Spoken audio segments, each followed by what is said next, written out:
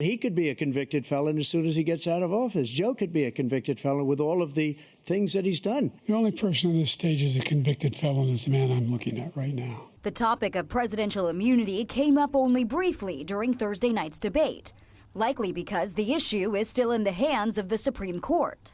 The justices traditionally like to get out of town by July, but they'll be back on Monday as they work to finalize their ruling on this question.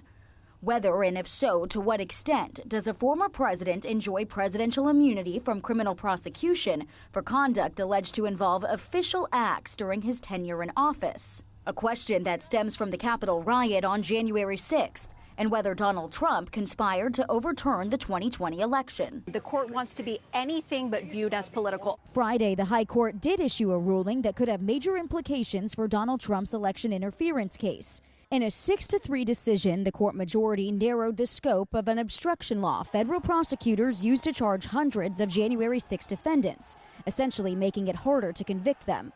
Trump was not part of this appeal to the High Court, but also faces an obstruction charge. For Trump, what a day. I mean, his nominees put the court over the top in delivering the coup de grace on Chevron, and then they just knocked out hundreds of these convictions for January 6th. The court says Monday will be its last day in session this term, so that's when we'll expect to get their blockbuster ruling on presidential immunity.